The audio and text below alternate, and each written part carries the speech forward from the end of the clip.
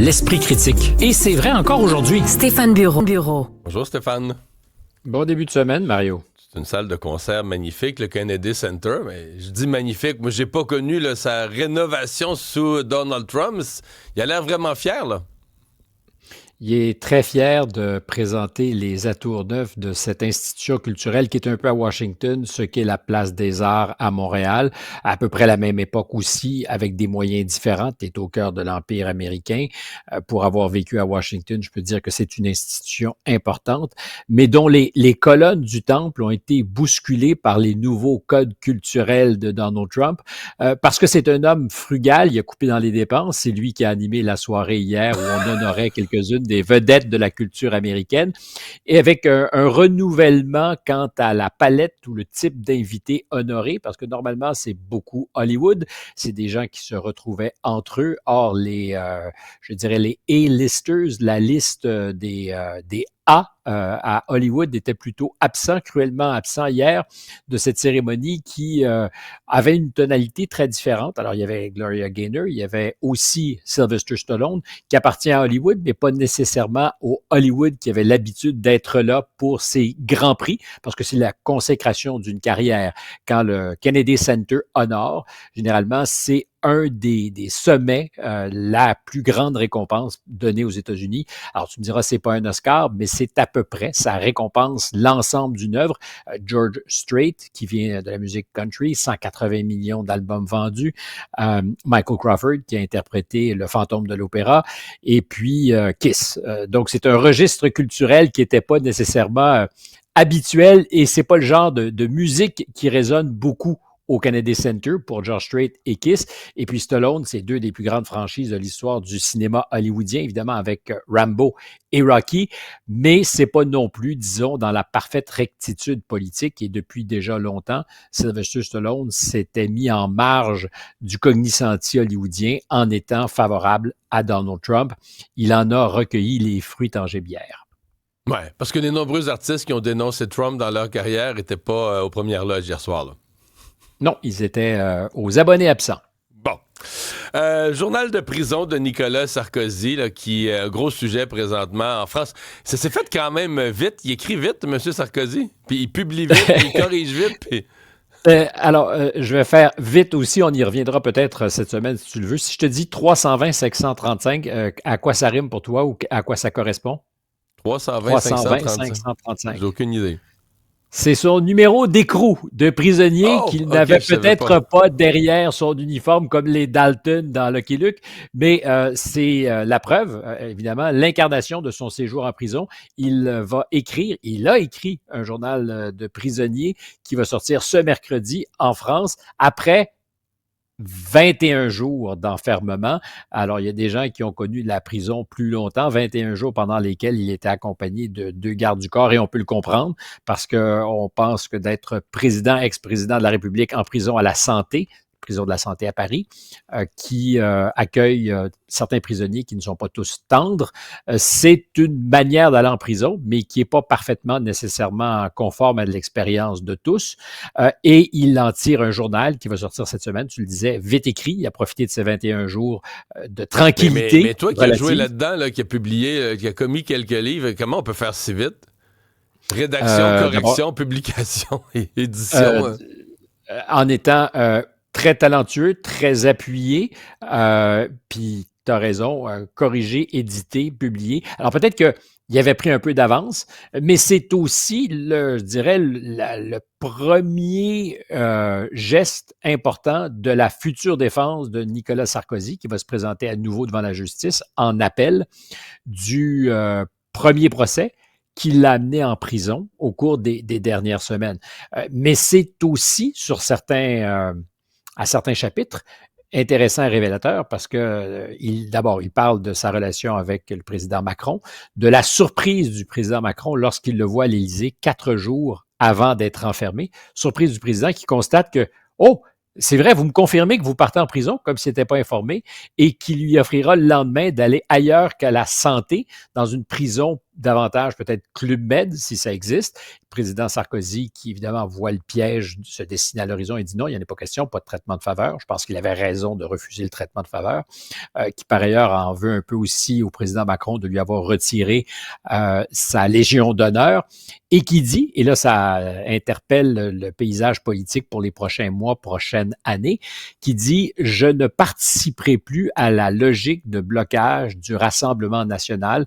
Peut-être c'est un moment Saint-Paul, une espèce d'épiphanie, après avoir parlé à Marine Le Pen, qui l'a appelé parce qu'elle aussi a des problèmes avec la justice.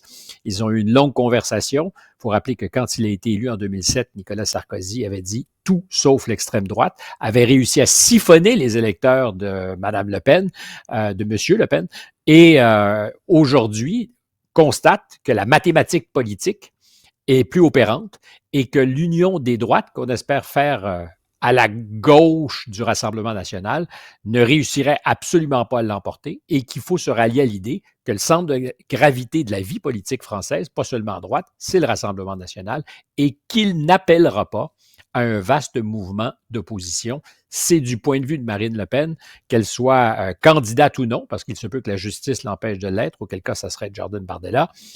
C'est une nouvelle substantielle et qui a beaucoup ému aujourd'hui, parce qu'évidemment, c'était celle dont on parlait qu'en se pinçant le nez. Et là, il y a toute une classe politique. Puis je pense qu'il nomme en fait la réalité.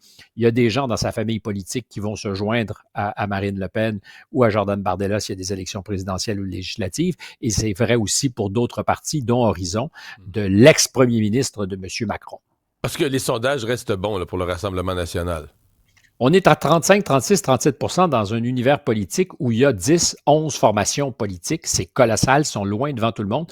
Et quand on ajoute à ça les voix du parti d'Éric Zemmour, de Nicolas Dupont-Aignan, alors c'est à la frange. Là, tu rajoutes 2, 3, là, tu es rendu au nord de 40% sur un premier tour au présidentiel ou aux législatives, avec des partis qui, à terme, s'il y a un deuxième tour, vont dire, est-ce qu'on retourne sur le macronisme, s'il fallait que dans certains cas, ça soit la gauche radicale qui se retrouve au deuxième tour, est-ce qu'on veut ça? Je pense que de plus en plus de gens dans le camp de la droite qui, sans le dire, se font tranquillement à l'idée qu'ils devront ou appuieront en silence le rassemblement. Publication importante de la National Security Strategy qui vient jeter les bases de ce que sera la politique des États-Unis en matière de défense?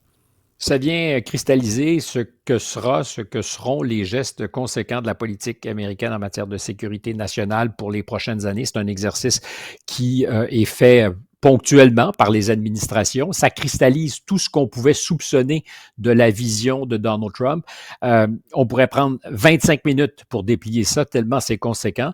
Ça a fait beaucoup réagir en Europe parce qu'on parle ici de l'effacement civilisationnel de l'Europe, de ce que l'immigration, entre autres, est en train de bousculer tellement l'Europe que certains pays ne seront plus, du point de vue des Américains, des Européens sur un horizon court, et que d'autres seront à ce point affaiblis économiquement. C'est-à-dire que la politique de sécurité nationale des États-Unis écrit noir sur blanc que certains pays européens y considéreront plus comme européens dans quelques années.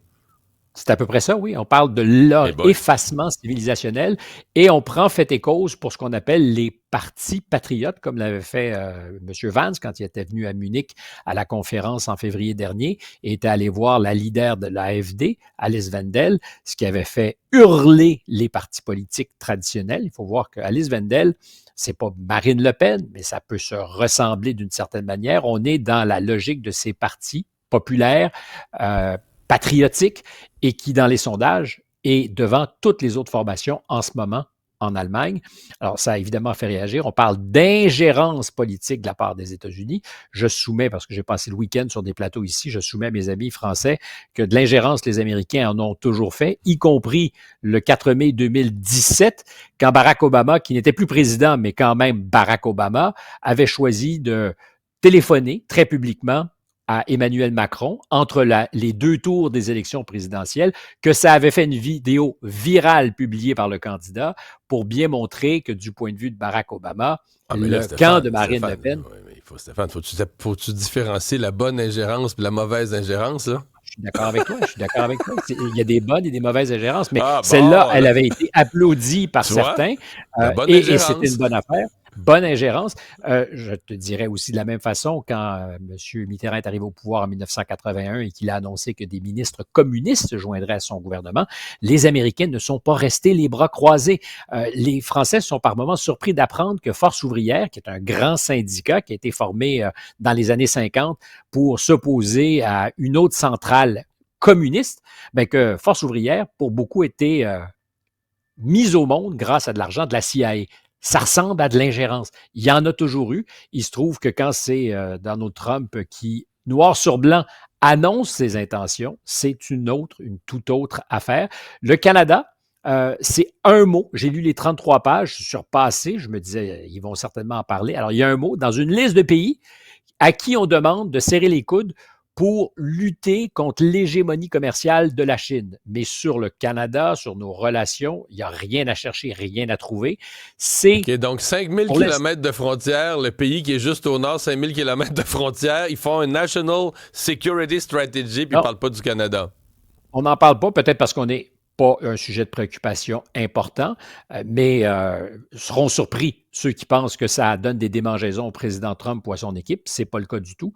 Je termine pour la petite histoire, ceux qui aiment ce genre d'anecdote, parce que je t'en avais parlé. Ça a été écrit par un monsieur qui s'appelle Elbridge Colby, qui est tout sauf un niaiseux, surdiplômé, qui est aussi le petit-fils de l'ancien patron de la CIA, William Colby, que je ne dirais pas avoir bien connu, mais que j'ai rencontré souvent quand j'étais à Washington comme correspondant, un francophile, quelqu'un qui a fait de l'ingérence dans les affaires européennes, puisqu'il était de la station de la CIA en Italie quand on finançait allègrement les partis politiques pour éviter la montée des partis communiste. Son grand-père était, lui, résolument atlantiste, favorable à la toute-puissance américaine qui s'exprimait en Europe. Le petit-fils a raté ce film-là. Il n'est pas du tout à la même adresse. Lui, il prône dans ce document, parce que c'est une des petites mains qui l'a écrit, le document, c'est vraiment un retour à l'Amérique refermée sur elle-même. C'est la doctrine Monroe. Je t'avais dit le Trump Pro, on devrait dire peut-être le Dunroe, la doctrine Dunroe, où les priorités sont souveraineté industrielle, souveraineté énergétique, souveraineté sécuritaire sur l'espace nord-américain. Même la Chine n'est plus considérée comme l'ennemi implacable, c'est un rival économique et on admet qu'on sera capable de maintenir la paix autour de Taïwan si et seulement si les États-Unis gardent leur avantage militaire sur la Chine. C'est donc dire en creux que les Américains se sont fait à l'idée qu'ils ne seront plus nécessairement demain la première puissance militaire mondiale. C'est beaucoup de choses. On va suivre ça. Hey, merci, Stéphane.